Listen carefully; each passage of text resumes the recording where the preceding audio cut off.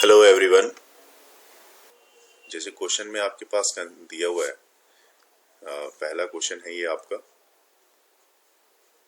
Question number 1 और question में दिया हुआ है 10 micro farad capacitor is fully charged to a potential difference of 50 volt.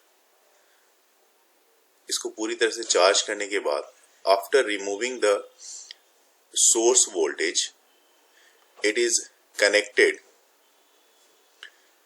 to an uncharged capacitor in parallel. Now the potential difference across them becomes 20 volt. जब आपने उसको parallel capacitor से अनचार्ज parallel capacitor से connect कर दिया तो आपने देखा पोटेंशियल डिफरेंस इसकी 20 वोल्ट हो गई। तो the capacitance in the second capacitor, second वाले कैपेसिटर में कैपेसिटेंस कितना होगा, और यहाँ पे आपके पास ऑप्शन दिया हुआ है 15 माइक्रोफराड, 30 माइक्रोफराड, 20 माइक्रोफराड और 10 माइक्रोफराड। इसमें से आपको देखना है, ठीक है। फर्स्ट में आप यहाँ पे क्या ले लो, आप दिखाओ कि ये कैपेसिटर जो है आपको गिवन क्या क्या गिवन है। गिवन C1, अगर मैं मानता हूं कि ये कैपेसिटर जो C1 है जो 50 वोल्ट है, तो C1 is equal to 50 volt. आप यहाँ पे ये लिख दो, ठीक है। 50 वोल्ट नहीं, C1 का कैपेसिटर कितना है 10 म्यू। जी हाँ, तो 10 म्यू एफ माइक्रोफराड, यहाँ जैसा कि सबसे ऊपर में यही लिखा हुआ है, ठीक है। और potential difference before removing the source voltage, तो पोटेंशियल डिफरेंस जो शुरू में रही थी इसकी वो है आपका 50 वोल्ट का, ठीक है। 50 वोल्ट दे दिया है इसने। अब जैसा कि बताया गया है क्वेश्चन में कि दूसरा कैपेसिटर जो है, जो C2 आप ले रहे हो, वो अनचार्ज्ड है। तो अनचार्ज्ड है और आप अनचार्ज कैपेसिटर को क्या कर रहे हो, ये अनचार्ज कैपेसिटर इसको कनेक्ट कर रहे हो कैसे, पैरेलल में। पैरेलल में कनेक्ट करते हैं तो यहाँ पे ये अनचार्ज है, तो इसके लिए फार्मूला हमारे पास क्या हो जाएगा, देखो। तो जब पैरेलल में कनेक्ट करोगे ना, तो उस समय भी पोटेंशियल आपकी क्या रहेगी, कॉमन ही रहेगी। और पोटेंशियल जब कॉमन रहेगी तो फार्मूला आपके पास, कॉमन पोटेंशियल का जो फार्मूला होता है वो होता है V equal to C1V1 plus C2V2 upon C1 plus C2। ये बड़ा ही कॉमन सा फॉर्मूला है, बहुत बार यूज भी किया गया है। और अब देखो वोल्ट जो है यहाँ पे, जब आपने कॉमन कनेक्ट किया था तो अब आपकी पोटेंशियल डिफरेंस कितने की मिल रही है, 20 वोल्ट को। तो ये जो V आपके पास दिया हुआ है ये 20 वोल्ट है, तो इस जगह पे आप लेफ्ट साइड में 20 ले लो। C1 कितना है आपके पास 10 माइक्रोफराड, तो इस जगह पे आप 10 इंटू V1 कितना है तो 50 वोल्ट, तो 10 इंटू इसको 50 लिख देते हैं, प्लस C2, ठीक है। C2 जो है ये अनचार्ज था, इसका मतलब इसमें चार्ज कुछ नहीं था, तो ये 0 आप कर लो यहाँ पे। इसकी कुछ वैल्यू दी भी नहीं थी, अनचार्ज था तो 0 कर दिया हमने। तो बाकी जो भी प्रोडक्ट होगा वोल्टेज का जो वो भी 0 हो जाएगा। अपॉन में C1 प्लस C2 मतलब 20 प्लस C, जो C2 हमने लिया है, जो दूसरा हमारे से पूछा जा रहा है कैपेसिटेंस ऑफ सेकेंड कैपेसिटर, तो कैपेसिटेंस ऑफ सेकेंड कैपेसिटर को मैंने यहाँ पे मान लो C दिखा दिया है ना, यहाँ पे इसको चेंज कर दिया है। ये 10 हो गया कैपेसिटेंस, C1 10 ले लिया, तो ये अब इससे मल्टीप्लाई किया होगा आपने 20 इंटू 10, ये 200 हो गया, plus 20C, this one is equal to 500, ठीक है। तो 20C इक्वल टू हो गया 500 minus 200 which is equal to 300, then C equal to ये 0 कैंसिल कर दोगे 30/2, दैट मीन्स 15 माइक्रोफराड। तो यहाँ पे ए ऑप्शन जो है हमारा वो सही होगा। क्लियर है? ये ऑप्शन बिल्कुल सही है। चलिए अब यहाँ पे दूसरा क्वेश्चन भी हम लोग यहीं पे देख लेते हैं, डिस्कस कर लेते हैं दूसरा क्वेश्चन। सेकंड क्वेश्चन हमारे पास जो है उसको देखोगे आप। ये कह रहा है क्वेश्चन नंबर 2 में effective capacitance of parallel combination of two capacitors, दोनों कैपेसिटर्स हैं, एक C1 है और एक C2 है, इज 10 माइक्रोफराड। दोनों का इफेक्टिव कॉम्बिनेशन मतलब पैरेलल कॉम्बिनेशन है, रिजल्टेंट कॉम्बिनेशन भी बोल सकते हैं। When these capacitors are individually connected to a voltage source of 1 volt, the energy stored in the capacitor C2 is 4 times that of C1. If these capacitors are connected in series, their effective capacitance will be, हमें बताना है कि इसकी effective capacitance क्या होगी जब इसको series में कनेक्ट कर रहे हो आप। जैसे कि यहाँ पे मैंने दिखा दिया है, पैरेलल कॉम्बिनेशन में दिया हुआ है ही कि ये जो C1 है और C2 है, दोनों की पैरेलल कॉम्बिनेशन की वैल्यू है 10 माइक्रोफराड। तो ये आपका इनफैक्ट ये इफेक्टिव कैपेसिटेंस है, इसलिए C equivalent is equal to C1 plus C2 से इसको मैंने यहाँ पे लिख दिया है।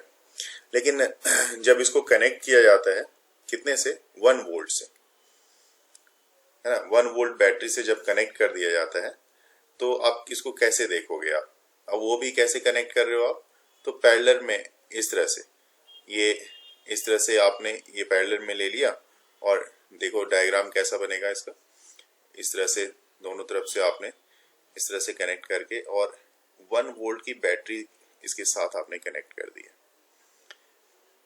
ये दो कैपेसिटर हैं C1 और C2 और इसके साथ जो बैटरी है इसका एक पॉइंट पॉजिटिव और दूसरा नेगेटिव, तो इस तरह से कनेक्ट किया है। यहाँ पे 1 वोल्ट है आपका, तो जब कनेक्ट किया आपने 1 वोल्ट तो ये जो है ये 4 टाइम्स दैट ऑफ C1 के है। 4 टाइम्स दैट ऑफ C1 कहने का मतलब है कि आप यहाँ पे कह सकते हो कि क्लियरली यहाँ पे एक चीज क्लियर हो जाती है कि C1 by C2 this one is equal to 1/4। ठीक है, तो 1/4 हो गया। C2 जो है आपका यहाँ पे कितना हो गया, यहाँ से देखा जा सकता है। C2 के बारे में अगर बात करोगे तो एनर्जी भी अगर देखा जाए, जैसे एनर्जी आप लोग U1 अपॉन U2, तो एनर्जी का फॉर्मूला होता है half C1 V square upon में हाफ C2 V स्क्वायर, ऐसा होता है एनर्जी का फॉर्मूला। तो यहाँ पे जब वैल्यू देखी जाएगी तो ये आपके पास, जैसे यहाँ पे आप देख रहे हो हाफ हाफ तो कैंसिल हो जाएगा, V स्क्वायर भी कैंसिल हो जाएगा क्योंकि कॉमन पोटेंशियल है।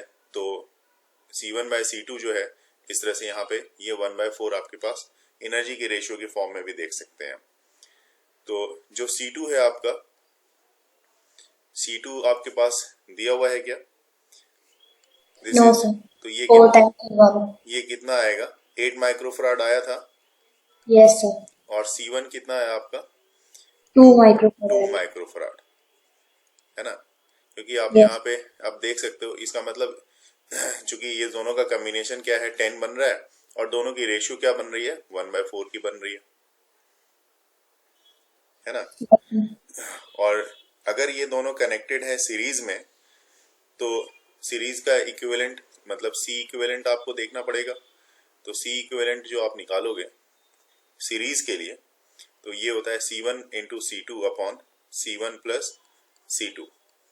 तो आपने यही किया है यहाँ पे, 2 इंटू 8 ये कर लोगे आप upon 2 plus 8, that means 16 upon 10, जो कि आपने बताया यहाँ पे कि आपकी वैल्यू आ रही है 8/5। ये यहाँ से देख के ही पता लग रहा है कि 1.6 माइक्रोफराड के इक्वल है। तो C वाला ऑप्शन आपका सही यहाँ पे आपका आ रहा है। तो मैंने 1/C is equals to 1. देखिए क्वेश्चन नंबर 3 क्या कर रहा है, a capacitor is made of 2 squares plate, 2 square plate है each of side A, making a very small angle A between them। ठीक है, as shown in the figure, the capacitance will be close to, किसके equal आएगा capacitance, यहाँ पे हमें देख के बताना पड़ेगा कि कैपेसिटेंस की जो वैल्यू होगी लगभग किसके इक्वल होगी। ठीक है, ये आपको यहाँ पे बताना पड़ेगा। फिर से मैं आपको क्वेश्चन के बारे में यहाँ पे क्लियर कर दूं ताकि हमारे लिए जो पार्ट है उसको समझना आसान हो जाए। तो मैं आपको यहाँ पे बता दूं कि जो क्वेश्चन दिया हुआ है उसमें आपको जैसे कैपेसिटर कह रहा है कि कैपेसिटर है 2 स्क्वायर प्लेट का बना हुआ है, और कैपेसिटर 2 स्क्वायर प्लेट कम से कम चाहिए होता है, लेकिन दोनों की साइड यहाँ पे ए है और making a very small angle, और वो एंगल अब बिटवीन देम छोटी सी एक एंगल बन रही है दोनों के बीच, वो बन रही है, मान लो ये लिखा हुआ है, मैं इसको एंगल अल्फा आप समझ लो कि अगर अल्फा एंगल बन रही हो यहाँ पे, ठीक है, दोनों के बीच अल्फा एंगल बन रही है, तो जैसा फिगर में दिखाया गया है capacitance will be close to, किसके इक्वल होगा, और 4 ऑप्शन आपके पास दिया हुआ है। तो कैपेसिटर तो यहाँ पे हमने देख लिया, जिस डायग्राम का जिस डिजाइन का बना हुआ है वो हमारे पास डिजाइन दिया हुआ है। तो अब मैं क्या कर रहा हूँ यहाँ पे क्वेश्चन को डिस्कस करने के लिए दूसरे शेयर पे, स्क्रीन शेयर पे आता हूँ।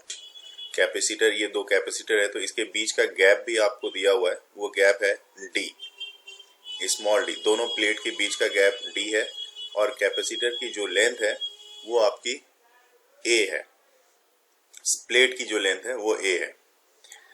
मान लो यहाँ पे इस जगह पे कैपेसिटर का एक स्ट्रिप सब बन रहा है, कौन सा स्ट्रिप बन रहा है वो मैं दिखाता हूँ आपको।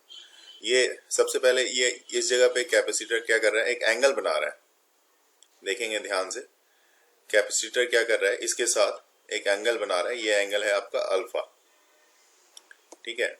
और ये अल्फा एंगल को आपको समझना होगा यहाँ पे कि आप क्या कर रहे हो इसके साथ।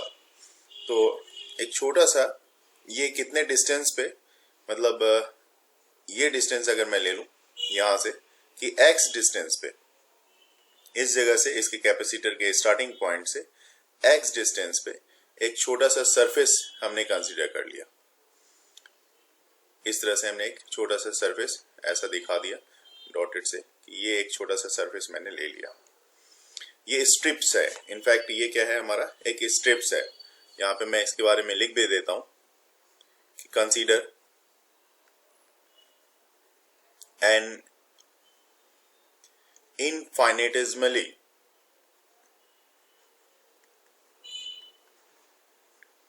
infinitesimally strip of capacitor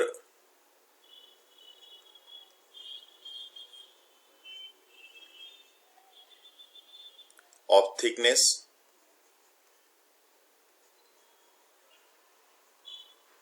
ये जो थिकनेस आप ले रहे हो ये dx की है, ऑफ थिकनेस dx, ठीक है।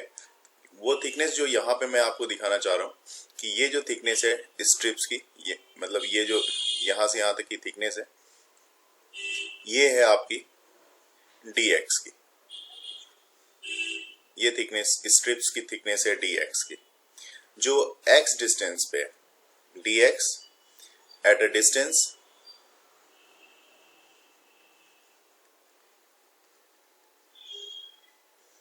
x, ठीक है। और आपको capacitance of parallel plate capacitor जिसकी एरिया a है ना, उसके लिए फॉर्मूला क्या होता है, तो फॉर्मूला उसका होता है C equal to A epsilon naught, और बाय d होता है, यहाँ पे मैं t ले रहा हूँ। t क्या है, तो यहाँ पे मैं इसको भी मेंशन कर देता हूँ। t जो है आपका सेपरेशन बिटवीन प्लेट्स, अभी मैं सब चीज दिखाऊंगा यहाँ पे, सेपरेशन बिटवीन प्लेट्स। तो कैपेसिटेंस ऑफ थिकनेस क्या होगी, देखिए कैपेसिटेंस ऑफ थिकनेस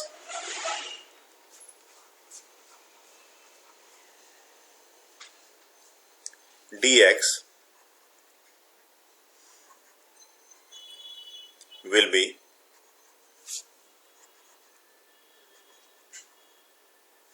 ये होगा बेटा आपका DC equal to epsilon not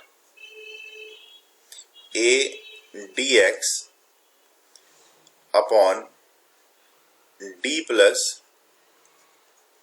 x tan alpha. क्यों, ये कैसे होगा? तो ये वाला जो पार्ट आप यहाँ पे देख रहे हो, मैं इसके भी बारे में यहाँ पे बता दूं कि ये वाला जो पार्ट आपको दिखाई दे रहा है, इसको यहाँ पे अगर आप ज्वाइन करोगे तो यहाँ पे ये अल्फा है, ये एंगल अल्फा बन रही है। तो ये वाला जो पार्ट आपको दिख रहा है, ये आपका आएगा x tan अल्फा का, क्योंकि tan अल्फा आप जब निकालोगे तो tan अल्फा इक्वल टू क्या होगा? देखो यस सर, ये मैंने निकाला पार्ट। बिल्कुल निकाला है आपने। तो tan अल्फा, तो ये वाला पार्ट आपका tan अल्फा निकल रहा है, तो बिल्कुल सही है। तो इसका मतलब आपने यहाँ पे थिकनेस के साथ उसको ऐड किया हुआ है, ठीक है। अब चूंकि total capacitance of the system, हमें टोटल कैपेसिटेंस चाहिए सिस्टम का, और वो भी 0 से लेके A तक के लिए चाहिए। तो ऑब्वियस सी बात है, यहाँ पे हमें क्या करना होगा, इसको इंटीग्रेट करना पड़ेगा। तो C इक्विवेलेंट जब आप निकालोगे तो that means integration of DC करना पड़ेगा, जो वैल्यू यहाँ पे आपने ली हुई है। इसमें कांस्टेंट आपका A है, कांस्टेंट आपका एप्सिलॉन नॉट है। तो जो कांस्टेंट है उसको तो आप बाहर कर लो, तो A epsilon not, rest part जो है आपका उसको आप dx upon x tan alpha plus d small d, और इंटीग्रेशन कहां से कहां तक करनी है तो आपको पता है x इक्वल टू 0 से x इक्वल टू तक a तक की लिमिट आपको यहाँ पे लेनी पड़ेगी, ठीक है। तो बाय यूजिंग बाइनोमियल एक्सपेंशन, यहाँ पे आपको C इक्विवेलेंट जो आपके पास देखो, C इक्विवेलेंट क्या आने वाला है, this C equivalent equal to A epsilon naught upon D, integration करो 0 से A तक, ठीक है। D को भी हमने यहाँ पे देखा, और ये देखो ये आ जाएगा आपका 1 minus x tan alpha upon D into dx, और फिर इसको आप करोगे A epsilon naught by D x minus,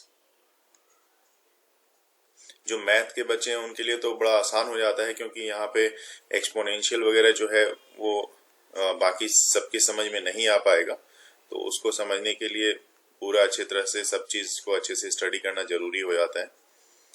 तो ये 0 से लेके A तक का, ठीक है। तो अब यहाँ पे C इक्विवेलेंट, इसको आगे भी प्रोसीड करेंगे कि देखेंगे C इक्विवेलेंट हमारे पास कितना मिल रहा है। तो कैलकुलेशन का सिर्फ पार्ट है, करते चले जाते हैं। यहाँ पे आप लिख सकते हो कि C equivalent equal to A square, जब आप लिमिट रख लोगे, इसकी लिमिट की वैल्यू जैसे ही पुट कर दोगे तो आपके पास A square epsilon naught by D 1 minus इसका ये हो जाएगा A tan अल्फा अपॉन में 2D, और फिर this one is equal to epsilon naught A square upon D, और यहाँ पे आप इसको कर सकते हो 1 माइनस अल्फा इंटू A, मतलब 10 की वैल्यू काफी छोटी होती है तो डायरेक्ट आप अल्फा लिखते हो, तो अल्फा इंटू A अपॉन में 2D। तो ये रिजल्ट आपके पास आ जाता है, और जो ऑप्शन आपके पास दिया हुआ है उस ऑप्शन को ध्यान में रखते हुए यहाँ पे आप देख सकते हो। देखो ये क्वेश्चन बिल्कुल स्ट्रेट फॉरवर्ड है। क्वेश्चन क्या कह रहा है, a parallel plate capacitor has plates of area A separated by a distance small d between them. It is fitted with dielectric which has dielectric constant that varies as kx equal to k1 plus alpha into x, where x is the distance measured from one of the plates. If alpha d is very less than 1, the total capacitance of the system is best given by the expression. कौन से best expression से ये condition को ये capacitor fulfil कर पाएगा। तो बेटा जैसा कि इस क्वेश्चन में आपके पास दिया हुआ है कि के फंक्शन ऑफ एक्स के फॉर्म में दिया हुआ है। This one is equal to K into 1 plus alpha x. ये क्वेश्चन में जैसा दिया हुआ था वैसे लिख दिया मैंने। और साथ ही साथ यहां पे समझेंगे हम लोग कैपेसिटेंस ऑफ एलिमेंट। तो यहां पे जो कैपेसिटेंस ऑफ एलिमेंट होगी उसको CEL से लिख देता हूं मैं। वो होगा आपका K, क्योंकि डायलेक्ट्रिक उसके बीच आपने प्लेस किया हुआ है, तो एप्सिलॉन नॉट A और गैप जो है उसका वो dx है, तो K epsilon naught A by dx। तो ऐसे को ध्यान में रखते हुए यहाँ पे कैपेसिटेंस ऑफ एलिमेंट आ जाएगा आपका एप्सिलॉन नॉट। तो यहाँ पे इसको एप्सिलॉन नॉट ठीक है। के की वैल्यू पूरी की पूरी वैल्यू जो यहाँ पे आपके पास दी हुई है, आराम से इस वैल्यू को आप यहाँ रख दो यहाँ पे। तो 1 प्लस अल्फा एक्स इंटू ए अपॉन में dx।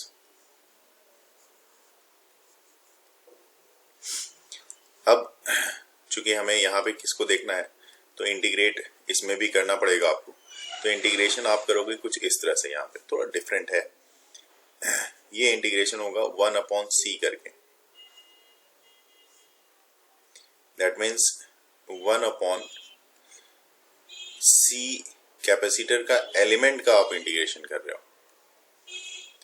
तो ये इंटीग्रेशन जैसे कहां से कहां तक, 0 से d तक की इसकी लिमिट भी ली जाएगी। और इसको जब आप रखोगे 1 अपॉन CL से तो ये हो जाएगा आपका यहाँ पे dx, बिल्कुल रेसिप्रोकल आ जाएगा एक तरह से, epsilon naught A K 1 plus alpha into x. Sir हमने 1/c लेके क्यों करा? हाँ मैं बता देता हूँ, देखना खाली क्वेश्चन आपको यहाँ पे क्वेश्चन से ही सब कुछ पता लग जाएगा।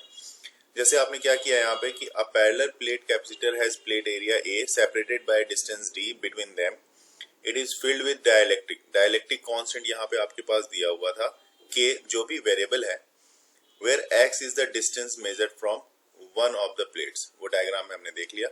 अब कंडीशन क्या लगा दिया है इसने, alpha into D is very very less than 1, इसलिए वहां पे हमें 1/c लेना पड़ रहा है।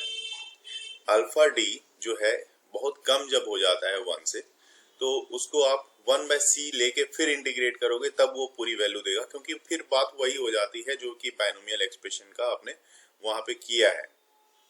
ठीक है, नहीं तो एक साथ रिजल्ट आपको इससे निकालना मुश्किल है। तो total capacitance of the system वो देखना है। तो आते हैं फिर से। Yes sir. इस तरह के क्वेश्चन में आपको 1/c और 1/c एलिमेंट लेके सॉल्व करना पड़ेगा, क्योंकि आगे जो हमारा ये सॉल्यूशन आने वाला है वो लॉग के फॉर्म में चेंज होने वाला है। Okay sir. वो तो आपको पता ही है कि क्योंकि इस तरह का इंटीग्रेशन बहुत सारा आपने किया भी होगा। Yes sir. तो देखो ये क्या आएगा आपको, 1/c equal to 1 upon epsilon naught K A और अल्फा सब बाहर, log 1 plus alpha x upon 1 into 1/a। बिल्कुल ln 1 plus alpha into d।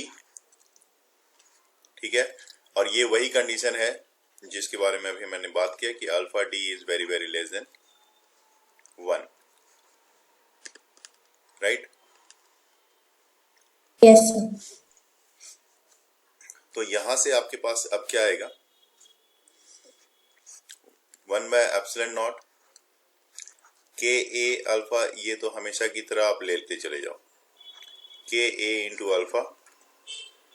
अब देखो ये आपके पास क्या आने वाला है, ये आ जाएगा आपके पास alpha into D minus alpha square D square by 2, इस तरह के फॉर्मेट में ही आ जाएगा। तो आप एक्सपोनेंशियल कहते हो, उसका यूज करके यहाँ पे लिमिट लगा दिया, जिससे आपके पास ये वैल्यू आपको देखने को मिल रही है। तो this one is equal to आपके पास हो जाएगा 1 बाय, अब देखो जो कैंसिल होगा उसको कैंसिल भी करेंगे, एप्सिलॉन नॉट के इंटू ए, के इंटू ए, अल्फा तो कॉमन आएगा इससे भी और इससे भी, और अल्फा कैंसिल हो जाएगा, तो ये आपके पास बचेगा 1 माइनस अल्फा डी बाय 2, ऐसा बच जाएगा आपके पास। वो हो जाएगा आपका C equal to epsilon naught K A upon D 1 minus alpha D by 2, और this implies C equal to epsilon naught K A upon D 1 plus alpha D by 2। बहुत ही ज्यादा मैथ का उपयोग इसमें यहाँ पे आपको होता हुआ दिख रहा है, बहुत ही ज्यादा।